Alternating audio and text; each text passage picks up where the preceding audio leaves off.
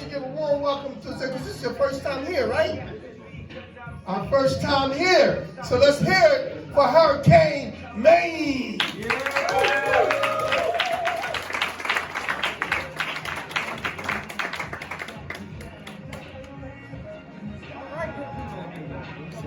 This microphone makes me, I don't know, can you hear me? Hello? Testing. Can you hear me? Yes, Yes. This microphone alone takes me back to when my parents told me about Black history and all the beautiful Black people that came before, that sang and danced, the minstrel, and all those things that came together. This just standing here with all these beautiful people in here takes me back. And this is my first time here, so I want to say thank you to all of you for just letting me come out. I'm West Philadelphia born and raised. Philly in the house. Y'all see Will Smith? Tell Will Smith he owe me some money still. You know, the nigga got famous with the Hollywood and forgot the people who gave him lunch money, gave him bus fare, you know, but it's all good. You know, God makes a way no matter what. Let's go. And I just got out of jail after 32 years, 6 months, and 19 days.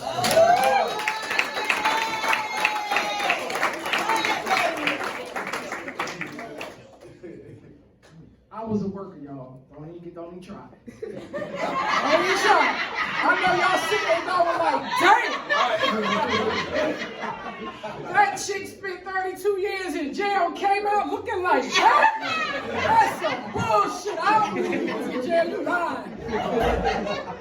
I was at Bucks County Correctional Facility in the suburbs for 32 years and a little bit more. And trust me, this is a worker's body, baby. Okay, take a look at it. When I went in, I had 6 packs because I was like, them dudes in there, I'm not going in there. So, you know, after 32 years and 16 hours every damn day, I had guns. Now I got swing sets.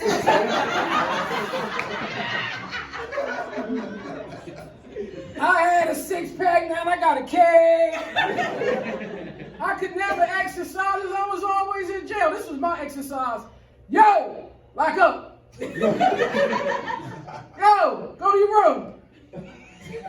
Sweep the floor. Oh, damn, man, take a shower. It was different there. I'm going to tell you that because there was predominantly white people that were locked up. And I was like, damn, where'd you find that many white people to lock up?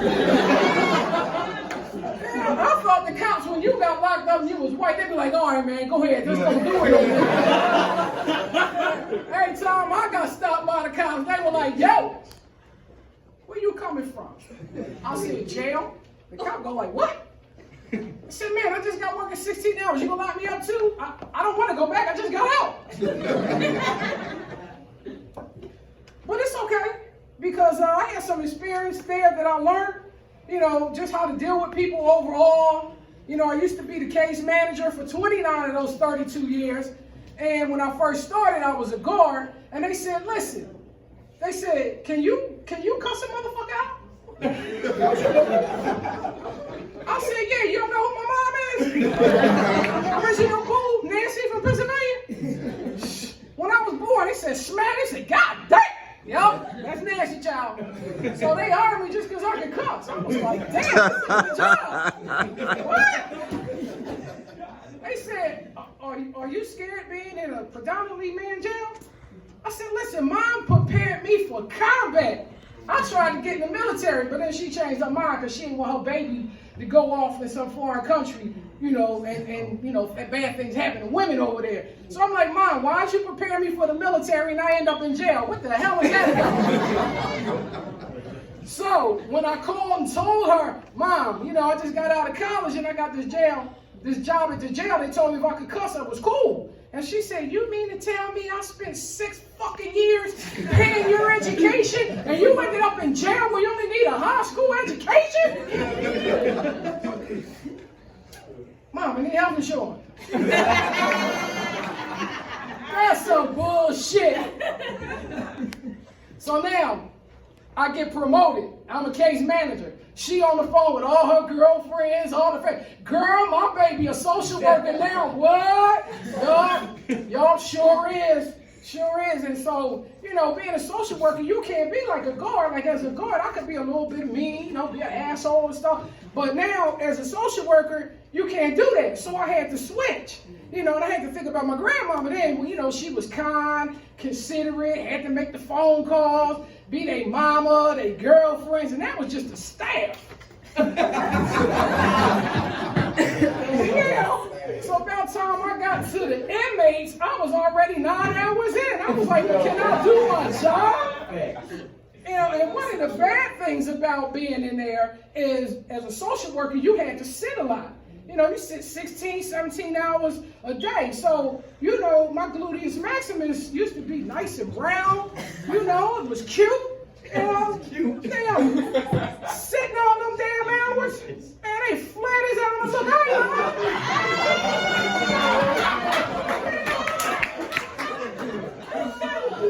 I tried to do them little, you know, that shit didn't work. They sitting there.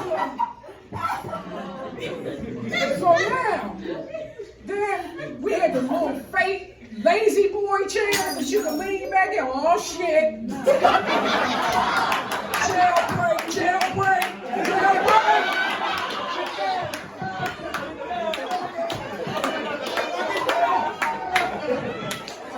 Woo! I ain't doing, I ain't paying for that. So in the fake lazy boy chairs, they always had this hump that was right there, and over the years, all the fat just went right there. So, you know, now that I'm retired, you know, it's like, Mom, you know, I'm having an issue getting some pants. She said, let me tell you a secret. She said, one of the Philly POs who just retired said, you know, Lazy Boy got a store in a store. Just go and ask for Jack. I said, all right. So I said, yo, Jay. He said, I already know what you're here for. Come on. So he goes in the back. And I said, man, don't none of these things fit me. I'm looking for some shorts, some pants, some culottes, something, right? And then all of a sudden, he pulls back the curtain. I see oblong shape. What the hell? Tall and flat. It worked, look. Right,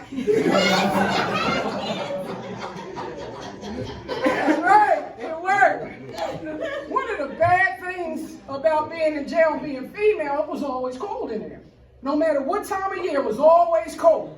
So, you know, I used to layer up. I had a bra, a white beater, a t-shirt, another t-shirt, and when anything else I could find that would fit on a uniform. So, you know, everybody else, you know, they walked around, they was like, man, I'll be like this. Yo, lock up.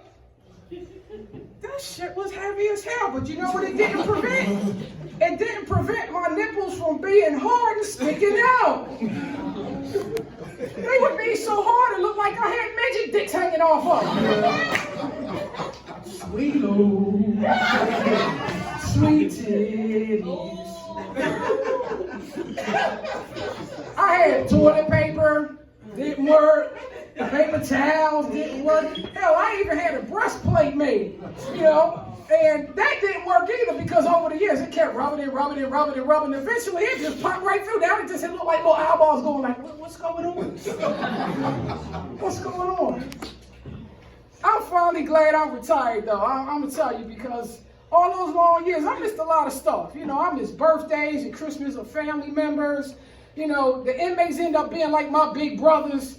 You know, they become your family, whether you want them to or not. You got good family, and you got bad family, and you got crazy family. You know, so some of the crazy people that came through there, you know, they would be like, I'm like, spit it out, boy, what?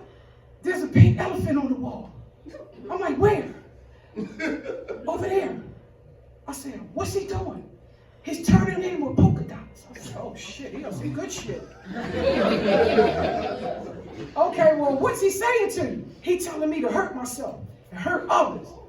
I said, tell him, I said, shut the fuck up. I'm trying to talk to you and give you a phone call for bail. He sat a minute.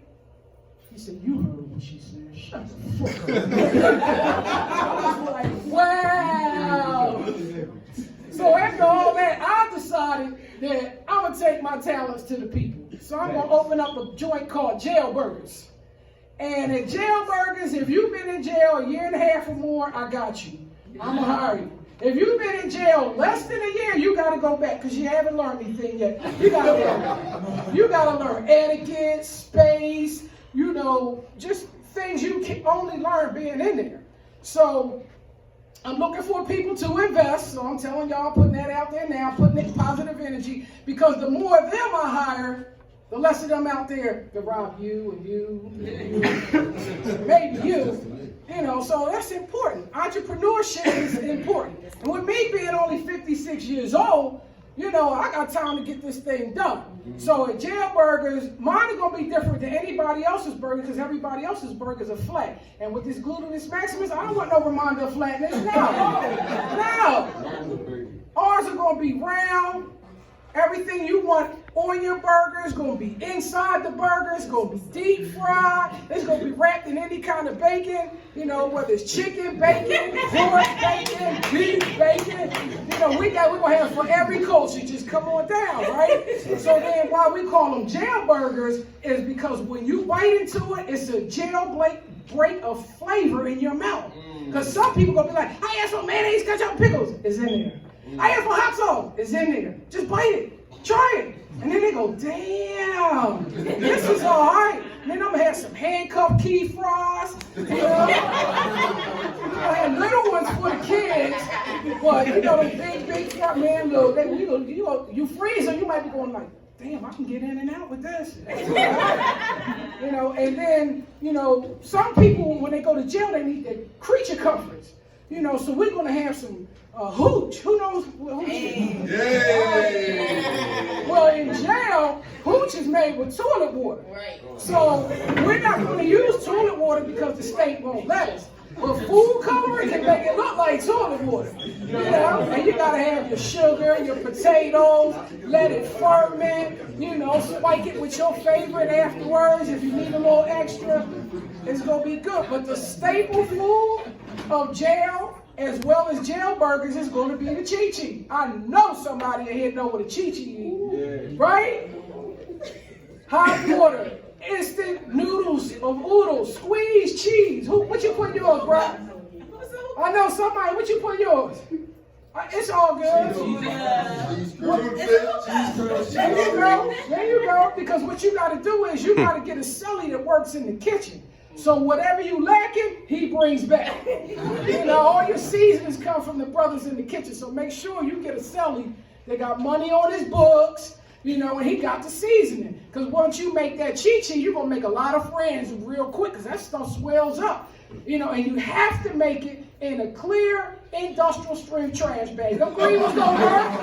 Them green ones leave. Y'all know that don't work, so that's important to do that. And when they come in, they're gonna look like real correction officers. I'm not gonna have my workers looking like inmates. They were already in jail, in prison. I go in prison in the mind and on the job. You know, I'm not gonna do that. So if you've been in jail 10 years or more, you know what authentic chi-chi is. You're gonna be the chi-chi man, no matter what. So with that being said, I'm gonna be like, look, 10 years or more, you guys are gonna get the most pay. And then we'll work from there. So I thank y'all for my time. Yeah.